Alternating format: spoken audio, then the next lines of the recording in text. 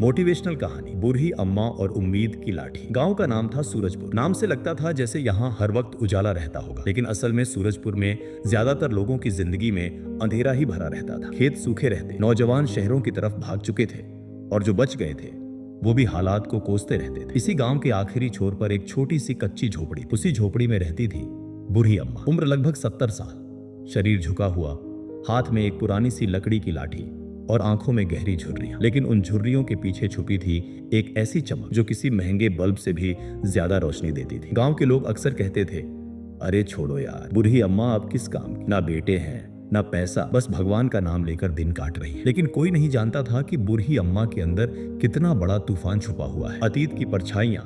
बूढ़ी अम्मा का असली नाम था सरस्वती देवी। कभी वो इस गांव की सबसे पढ़ी लिखी और समझदार औरत मानी जाती थी। उनके पति मास्टर जी थे जो गांव के स्कूल में पढ़ाते थे। दोनों मिलकर बच्चों को पढ़ाते, समझाते और हमेशा कहते, पढ़ाई ही वो ताकत है जो इंसान को गरीबी से बाहर निकाल सकती है। लेकिन जिंदगी हर किसी की परीक्षा लेती है। एक साल भयंकर बाढ़ आई, खेत बर्बाद हो गए, स्कूल बंद हो गया। उसी दौरान मास्टर जी बीमार पड़े और कुछ महीनों में दुनिया छोड़ गए। बेटा शहर नौकरी ढूंढने गया, पर वहीं किसी हादसे में चल बसा। बहू सदमे में मायके चली गई और फिर कभी लौट कर नहीं आई। कुछ ही सालों में बूढ़ी अम्मा सब कुछ खो चुकी थी, पति, बेटा, परिवार, पैसा। बस बची थी तो एक झोपड़ी, एक लाठी और ढेर सारी यादें। गांव की बेरुखी। गांव के लोग धीरे धीरे बूढ़ी अम्मा से दूरी बनाने लगे। कोई कहता, अम्मा से क्या फायदा, अब तो ये खुद दूसरों पर बोझ है। कोई बच्चे मजाक उड़ाते, अरे देखो भूतनी आ रही है। लेकिन बूढ़ी अम्मा कभी गुस्सा नहीं करती थी, बस हल्की सी मुस्कान के साथ कहती, बेटा इंसान वही है जो दूसरों को माफ कर दे। उनकी झोपड़ी के सामने रोज कुछ बच्चे खेलते थे, रामू, सोनू, पिंकी, गुड़िया।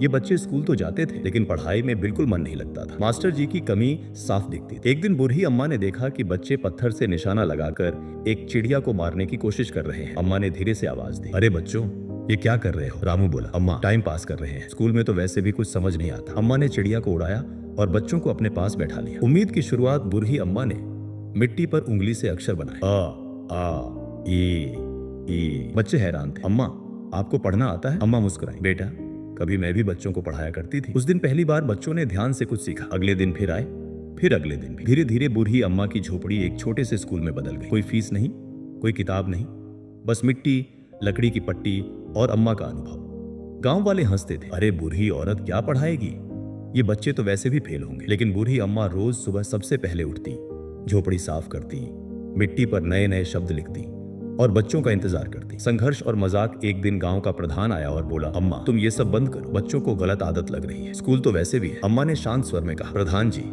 स्कूल है लेकिन टीचर नहीं आते, बच्चे खाली घूमते रहते हैं। प्रधान हंसा, अरे छोड़ो, इनसे क्या होगा, सब किसान ही बनेंगे। अम्मा ने पहली बार गहरी बात कही, किसान बनना बुरा नहीं, लेकिन मजबूरी में बनना बुरा है। अगर पढ़े लिखे होंगे तो अपनी मर्जी से बनेंगे। प्रधान के पास जवाब नहीं था, पर उसने बात को मजाक में टाल दिया। गांव के कुछ लोग बच्चों को रोकने लगे, मत जाओ बूढ़ी अम्मा के पास, टाइम बर्बाद है। कई बच्चे डर गए, आना बंद कर दिया। बस 4-5 बच्चे ही बचे। अम्मा ने कभी शिकायत नहीं की, बस उन बच्चों से कहा, बेटा दुनिया हमेशा तुम्हें रोकेगी, जो आगे बढ़ता है उसी को सबसे ज्यादा टोका जाता है। कुछ महीनों बाद सरकारी स्कूल में एक टेस्ट हुआ। रामू, सोनू और पिंकी तीनों ने गांव में सबसे अच्छे नंबर लाए। टीचर हैरान, प्रधान हैरान, पूरा गांव हैरान। टीचर ने पूछा, तुम लोग इतना कैसे पढ़ रहे हो? रामू ने सीधा जवाब दिया, बूढ़ी अम्मा पढ़ाती हैं। ये बात पूरे गांव में आग की तरह फैल गई। जो लोग कल तक हंसते थे वही आज कहने लगे, अरे अम्मा तो सच में कमाल है। धीरे धीरे फिर से बच्चे आने लगे, झोपड़ी छोटी पड़ने लगी, बच्चे बाहर जमीन पर बैठने लगे। बूढ़ी अम्मा की बीमारी। एक दिन बूढ़ी अम्मा नहीं आई, दूसरे दिन भी नहीं। बच्चे घबराए हुए झोपड़ी के अंदर गए, देखा अम्मा बिस्तर पर पड़ी थी,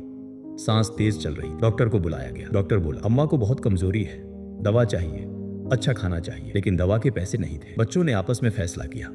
रामू बोला, हम सब मिलकर कुछ करेंगे। किसी ने अपने गुल्लक के पैसे दिए, किसी ने सब्जी बेची, किसी ने मजदूरी की। छोटे छोटे हाथों ने मिलकर दवा का इंतजाम कर लिया। जब अम्मा को होश आया और ये सब पता चला तो उनकी आंखों से आंसू बह निकले। उन्होंने कहा, आज समझ में आया, मैं सच में अमीर हूँ, मेरे पास तुम जैसे बच्चे हैं। असली बदलाव कुछ साल बीते। रामू जिला टॉपर बना, सोनू ने इंजीनियरिंग कॉलेज में एडमिशन लिया, पिंकी नर्स बन गई, गुड़िया टीचर। पूरा गांव बदलने लगा। लोग अब कहते थे, अगर बूढ़ी अम्मा ना होती तो ये सब कभी मुमकिन नहीं था। सरकार की तरफ से गांव में एक नया स्कूल बना, उसका नाम रखा गया सरस्वती विद्या निकेतन। उद्घाटन के दिन मंच पर बूढ़ी अम्मा को बुलाया गया, सबने तालियां बजाई। प्रधान खुद उनके पैर छूने आया। प्रधान बोला, अम्मा हमें माफ कर दीजिए, हम आपकी कीमत नहीं समझ पाए। अम्मा ने वही पुरानी मुस्कान के साथ कहा, बेटा मैं नाराज नहीं हूँ, बस खुश हूँ कि अब तुम समझ गए। कुछ महीनों बाद बूढ़ी अम्मा इस दुनिया को अलविदा कह गई, लेकिन उनकी कहानी नहीं मरी। आज भी सूरजपुर में जब कोई बच्चा पढ़ने से जी चुराता है तो टीचर कहते हैं, याद है बूढ़ी अम्मा,